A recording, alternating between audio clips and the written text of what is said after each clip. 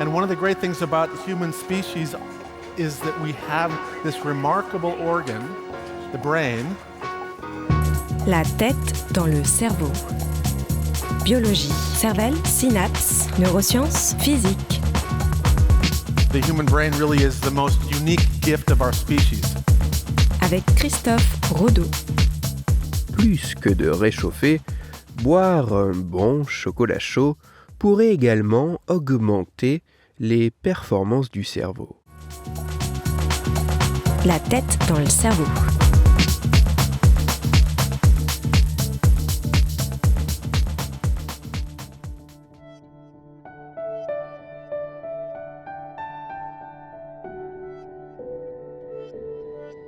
Lorsque le froid s'installe, que la nuit arrive de plus en plus tôt et que la morosité ambiante guette, une bonne tasse de chocolat chaud peut à la fois nous réchauffer et avoir une certaine vertu réconfortante.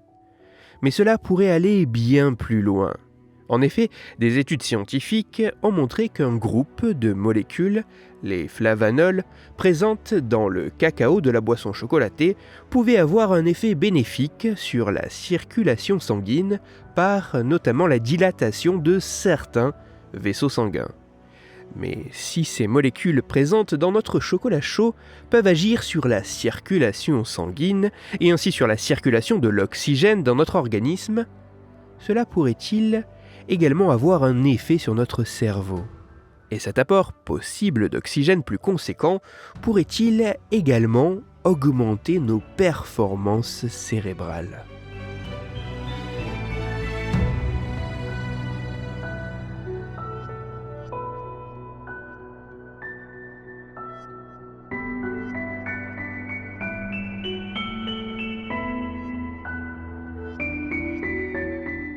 Afin de savoir si la consommation de boissons au chocolat pouvait avoir un effet sur l'oxygénation du cerveau et sur les performances cérébrales, des chercheurs anglais et états-uniens ont récemment mené une expérience assez intéressante. Au total, 18 hommes, en bonne santé, âgés de 18 à 45 ans, ont passé une expérience qui se déroulait en 3 temps.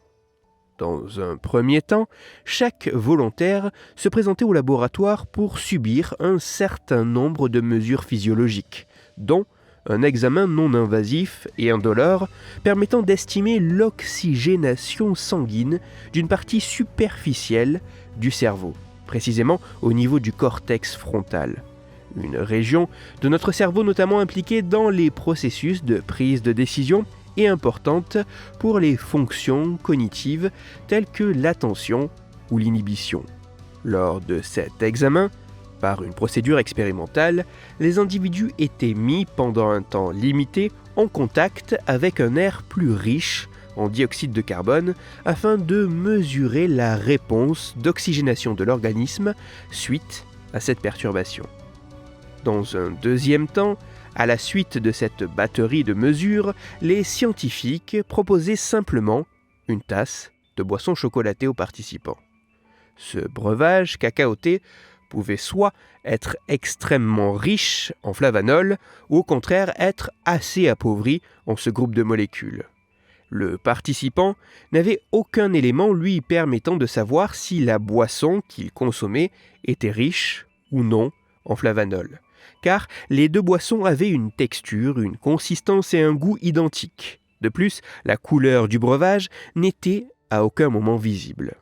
2 heures après avoir pris le temps de déguster leur boisson, ceci afin que les molécules de flavanol puissent passer du système digestif à la circulation sanguine pour avoir les effets attendus par les chercheurs, les volontaires étaient de nouveau soumis à la même batterie de mesures physiologiques, dont la mesure de réactivité d'oxygénation sanguine de leur cerveau. Mais en plus de tout cela, une tâche supplémentaire venait s'ajouter. En effet, lors du dernier temps de cette expérience, les volontaires devaient réaliser une suite de tâches cognitives dont la complexité variait. 2 semaines, après avoir passé les 3 temps de l'expérience, les participants devaient revenir au laboratoire pour repasser la même expérience. Mais si la première fois, ils avaient bu la boisson cacaotée riche en flavanol, cette fois-ci, ils buvaient l'autre boisson. Ou inversement, s'ils avaient précédemment bu la boisson pauvre en flavanol, cette fois-ci, la boisson à boire était riche en ce type de molécules. Ainsi, tous les participants ont passé la même expérience dans les deux conditions, se servant à eux-mêmes de contrôle pour tenter d'observer l'effet spécifique de la teneur en flavanol des boissons chocolatées sur les performances et l'oxygénation cérébrale.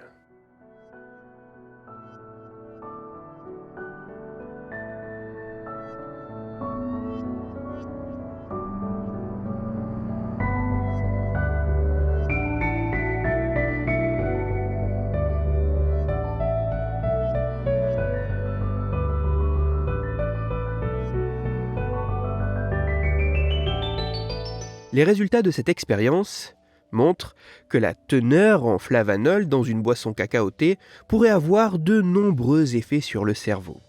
Tout d'abord, l'analyse de l'oxygénation sanguine cérébrale révèle qu'après une perturbation de celle-ci, les personnes ayant bu une boisson riche en flavanol vont avoir une réponse d'oxygénation au niveau de leur cerveau qui est significativement bien plus rapide et importante comparée à ce qu'il se passe suite à la consommation du même type de boisson, mais contenant moins de ce groupe de molécules. Ensuite, en ce qui concerne les performances des individus face à une tâche cognitive spécifique, les résultats semblent différents en fonction de la complexité de celle-ci. Plus précisément, les résultats montrent que lorsque la tâche est assez simple, tous les participants réussissent aussi bien, peu importe la boisson qu'ils ont bu. Par contre, lorsque la tâche est particulièrement complexe, les personnes ayant consommé une boisson chocolatée riche en flavanol ont en moyenne des performances significativement supérieures aux individus ayant bu le même type de boisson, mais pauvres en ces molécules.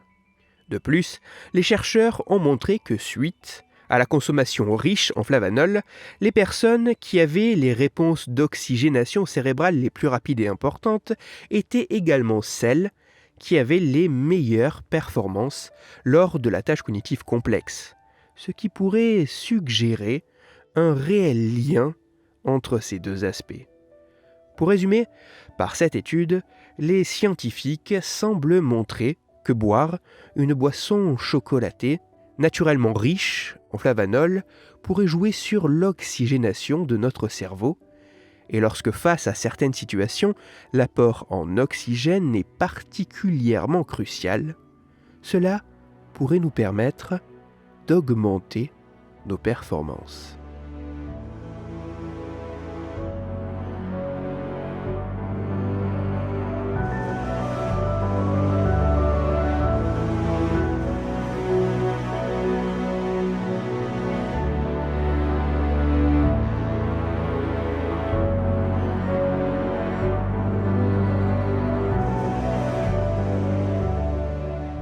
Le chocolat chaud est la boisson réconfortante qu'il est particulièrement agréable de boire en fin d'année, lorsque l'hiver est à nos portes. Mais plus que le sucre et le gras que ce breuvage contient, cette boisson cacaotée renferme également un groupe de molécules, les flavanols, qui sembleraient avoir une action sur la dilatation de certains de nos vaisseaux. Dilatation qui semblerait pouvoir permettre d'augmenter la réactivité de la circulation sanguine et ainsi du transport d'oxygène dans notre organisme.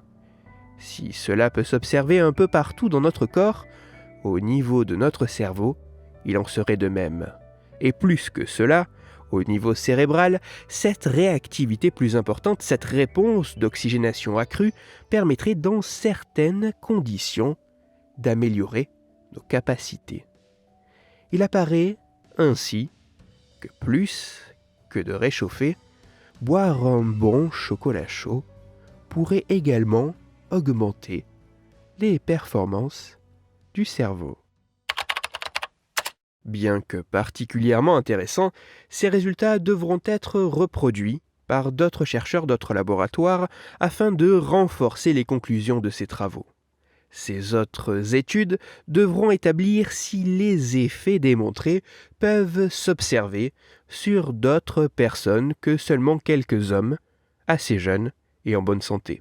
Les chercheurs devront également établir à la fois ce qu'il se passe au niveau du cerveau de manière plus globale et profonde à l'aide d'autres méthodes d'imagerie cérébrale, mais aussi tenter de montrer si ces effets peuvent être persistants dans le temps avec une alimentation adaptée. Plus que de permettre de généraliser les conclusions de ces travaux à d'autres types d'individus et de mieux comprendre les mécanismes derrière ces effets, ces nouvelles études pourraient également permettre de renforcer le rôle central que pourraient jouer les flavanols dans le fonctionnement de notre cerveau, mais également d'éclairer son utilité dans la prise en charge de personnes qui, par le vieillissement ou à la suite d'accidents ou de pathologies, voient leur réactivité d'oxygénation cérébrale perturbée ou altérée. Pour saisir clairement la portée que pourraient avoir ces travaux, mais aussi leurs limites à l'heure actuelle, je vous invite, si vous en avez la possibilité, à profiter que cet article de recherche soit en accès libre sur Internet pour vous y plonger dans le détail. Cette étude, ainsi que toutes les références scientifiques m'ayant servi à écrire cette chronique, se trouveront sur mon site Cerveau en argot. Pour approfondir la chronique d'aujourd'hui, je vous renvoie vers un article disponible gratuitement sur Internet. Cet article a pour titre « Et si la consommation de boissons au chocolat améliorait l'agilité mentale ?» Il est écrit par les rédacteurs de Radio-Canada et il est à lire sur le site ici.radio-canada.ca. Dans cette chronique, il a été question des effets d'une tasse de chocolat chaud sur notre cerveau. C'est pour cela que je vous renvoie à l'épisode numéro 144 de La tête dans le cerveau. Dans cet épisode, vous découvrirez ou redécouvrirez que le goût de ce que vous buvez, par exemple celui du café, pourrait en partie provenir de la couleur de la tasse dans laquelle vous allez le boire.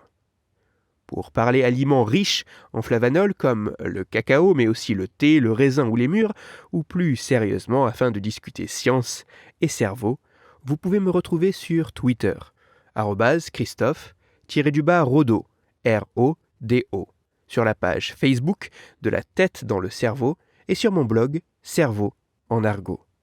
Si vous avez des questions ou des sujets dont vous voudriez que je parle, ou des retours à me partager, n'hésitez pas à me le faire savoir directement sur mon compte Twitter, sur la page Facebook, ou par mail à l'adresse latettedanslecerveau@gmail.com.